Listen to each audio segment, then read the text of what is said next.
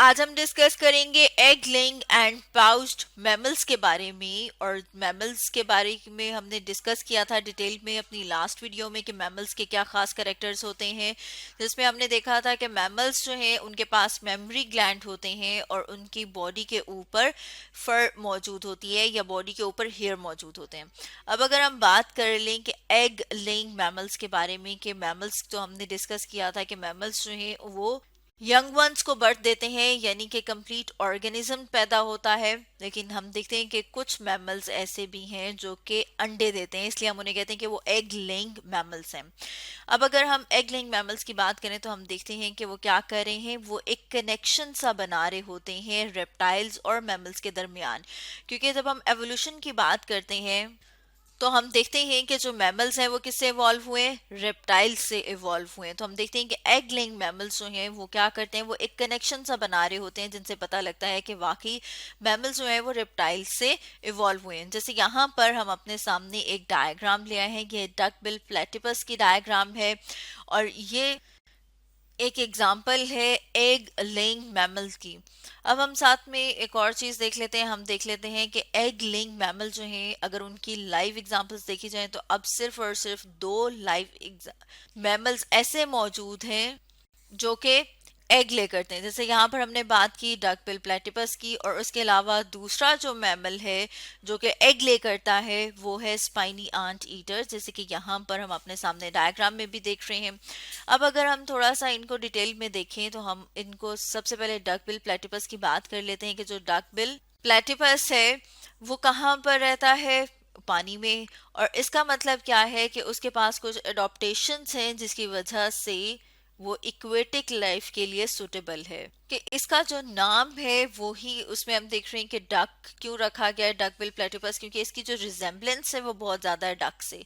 जैसे कि यहाँ पर हम अपने सामने डक की डायग्राम ले आए हैं, तो अगर आप इसके चोंच को देखें तो हम देख रहे हैं कि वो भी बहुत ज़्यादा रिजेंबल कर रही है डक से। इसके अलावा अगर फीट को देखें तो हम देखते हैं कि इसके जो फीट हैं वो भी वेब्ड फीट हैं और ये इसको हेल्प करते हैं ताकि ये पानी में रह सके। अब हमने बात की थी कि ये जो एनिमल्स हैं, जो एग लेइंग मैमल्स हैं, ये क्या करें, ये एक कनेक्शन बिल्ड करते हैं।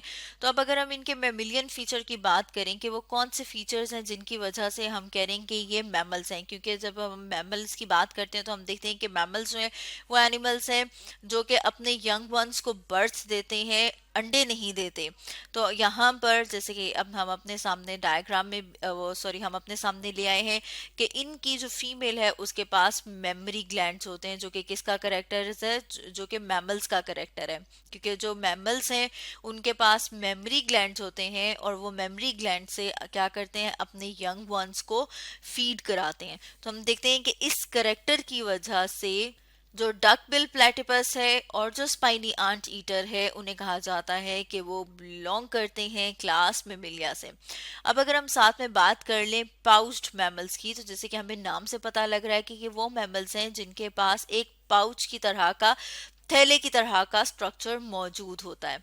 अब अगर हम इनके पाउच की बात करें तो हम देखते हैं कि इनकी जो फीमेल होती है उसका जो एब्डोमिनल रीजन है वहां पर पाउच मौजूद होता है, और उस पाउच को हम क्या कहते हैं, इसे कहा जाता है मार्सुपियम। जैसे यहाँ पर हम अपने सामने डायग्राम में देख रहे हैं कैंगरू, और आप देख रहे हैं कि कैंगरू के पास इसका जो एब्डोमिनल रीजन है वहां पर एक पाउच की तरह का स्ट्रक्चर मौजूद है जिसके अंदर इसका बेबी मौजूद है।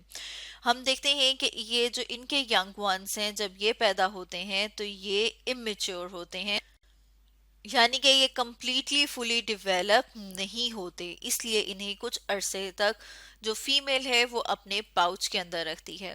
अब ये जो पाउच है, ये जो मार्सुपियम है, इसके अंदर मौजूद होते हैं मेमोरी ग्लैंड। और हम देखते हैं कि जो मदर है वो उस टाइम तक अपने यंग वंस को फीड कराती है जब तक कि वो मेच्योर ना हो जाएं। क्योंकि ये जो यंग वंस हैं ये फीड और नरिशमेंट कहाँ से ले रहे हैं, अपनी मदर से ले रहे हैं। तो इसलिए उस टाइम तक जो मदर है वो, ये जो हम देख रहे हैं कि यंग वंस हैं या जो इसका जो बेबी है वो इसके पाउच में रहेगा जब तक कि वो फुली मेच्योर नहीं हो जाता, और वो फीड और नरिशमेंट लेगा इस पाउच के अंदर मौजूद जो मेमोरी ग्लैंड्स हैं वहां से। और अगर हम बात करें कि जो पाउच्ड मैमल्स हैं ये ज़्यादातर कहाँ पर पाए जाते हैं, तो हम देखते हैं कि ये ज़्यादातर ऑस्ट्रेलिया में और अमेरिका में पाए जाते हैं। जबकि अगर हम एग लेइंग मैमल्स की बात करें तो एग लेइंग मैमल्स पाए जाते हैं ज़्यादातर ऑस्ट्रेलिया में। अब अगर हम साथ में कुछ एग्जांपल्स देख लें, तो जैसे कि यहाँ पर हम अपने सामने देख रहे हैं ओपोसम की डायग्राम। इसके साथ साथ हम देख रहे हैं कोएला बियर, जो कि एक पाउच्ड मैमल है। यहाँ पर हम देख रहे हैं कि इसके पास भी क्या मौजूद है, पाउच मौजूद है। इसी तरह से यहाँ पर हम अगर ओपोसम की बात करें तो ओपोसम में भी हम देख रहे हैं कि ये वाला जो रीजन है यहाँ पर इसके पास पाउच मौजूद है। इसलिए ये वाले जो मैमल्स हैं इन्हें कहा जाता है पाउच्ड मैमल्स। तो स्टूडेंट्स, आज हमने डिस्कस किया egg laying and pouched mammals के बारे में।